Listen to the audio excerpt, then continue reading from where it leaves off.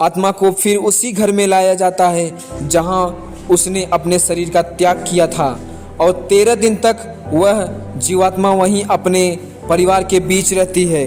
मोह वासना से भरी वह जीवात्मा बार बार अपनी देह में प्रवेश करने का प्रयास करती है। जब किसी व्यक्ति की मृत्यु होती है तो यमराज के यमदूत उसे अपने साथ यमलोक ले जाते हैं। यहाँ उसके अच्छे और बुरे कर्मों का हिसाब होता है और फिर 24 घंटे के अंदर यमदूत उस प्राणी की आत्मा को वापस छोड़ देते हैं।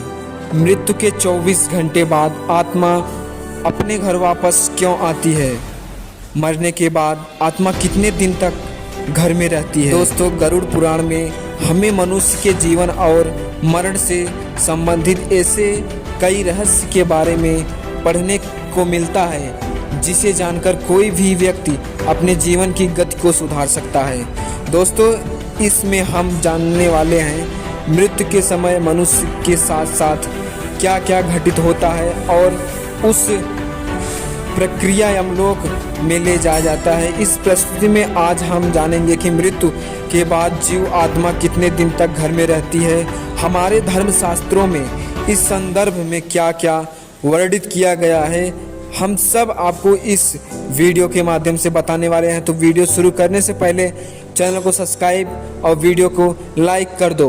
गरुड़ पुराण संप्रदाय के संबंधित हैं और इस पुराण के अधिष्ठा देव सृष्टि के पालनकर्ता भगवान विष्णु है। दोस्तों, कैसे यमदूत उस जीवात्मा को यमलोक ले जाते हैं?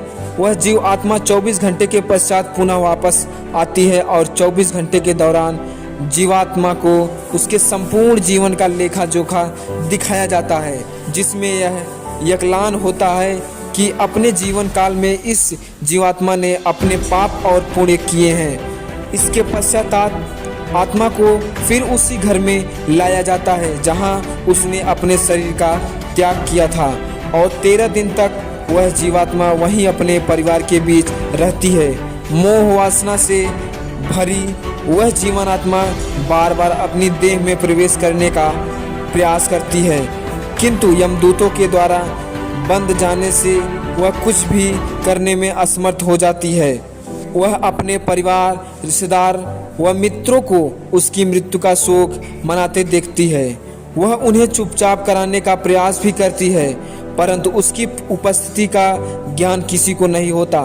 फिर वह अपने सामने स्वयं के मृत शरीर को देखती है और भूख प्यास से जोर जोर से बिलाव करते हुए रोने लगती है। और इसके साथ साथ गरुड़ पुराण में यह भी बताया गया है कि मनुष्य पुण्य कर्म तो करता है, परंतु उसके पुराण की संख्या उसके द्वारा किए गए पापों को कम होती है।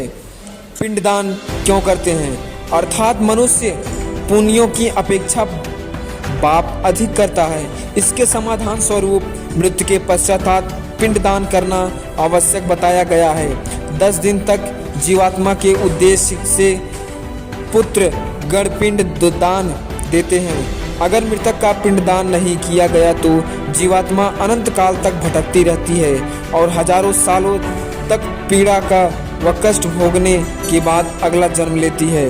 उसके बाद मृत्यु व्यक्ति के जल जाने पर पिंडदान द्वारा उसे 1 हाथ लंबा शरीर प्राप्त होता है, जिसके द्वारा वह प्राणी यमलोक के मार्ग में अपने शुभ अशुभ कर्मों को भोगता है। पहले दिन जो पिंडदान दिया जाता है उसे मूर्धा, दूसरे दिन के पिंडदान से ग्रीवा और दोनों स्कंध बनते हैं। तीसरे दिन की पिंडदान से हृदय चौड़े व दिन से पिंडदान से पृष्ठभाग उत्पन्न होता है। 5वें दिन से पिंडदान से नाभि, 6ठे दिन से पिंडदान से कटी प्रेस, 7वें दिन से पिंडदान से गौ विभाग, 8वें दिन के पिंडदान के स्वरूप 9वें दिन के पिंडदान से डालू और पैर और 10वें दिन के पिंडदान से सुधा की उत्पत्ति होती है। जीवात्मा शरीर प्राप्त करने के पश्चात भूख से पीड़ित होकर घर के द्वार पर रहता है। 10वें दिन जो पिंडदान होता है उसमें मृतक का प्रिय भोजन बनाकर देना चाहिए, क्योंकि शरीर निर्माण को जाने पर मृतक को अत्यधिक भूख लगती है। प्रिय खोजे पदार्थ के अतिरिक्त अन्य किसी भोजन का पिंडदान देने से उसकी भूख दूर नहीं होती। 11 और 12 दिन प्रेत भोजन करता है। मरे हुए स्त्री पुरुष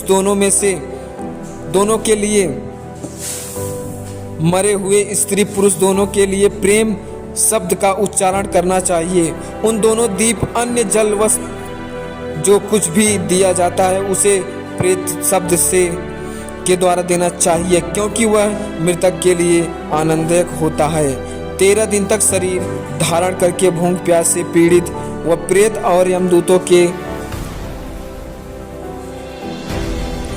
के साथ वहां ले जाया जाता है और यहां से इसकी यमलोक की यात्रा आरंभ होती है। मनुष्य अपने कर्मों के कारण ही मृत्यु के पश्चाताप होने वाली घटनाओं को भोगता है।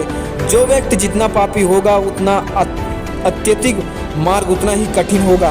वह जितना पुण्य कार्य करेगा भगवान प्रेमी होगा, उसकी स्वर्ग की यात्रा उतनी ही सुखदायक होगी। इसलिए हमें यह ध्यान रखना चाहिए कि कर्मों का फल जीते जी नहीं अपितु मृत्यु के पश्चाताप भी भोगना पड़ेगा। गरुड़ पुराण यह बात हम यही समाप्त कर देते हैं। तो वीडियो अच्छा लगा हो तो चैनल सब्सक्राइब, वीडियो को लाइक जरूर कर देना।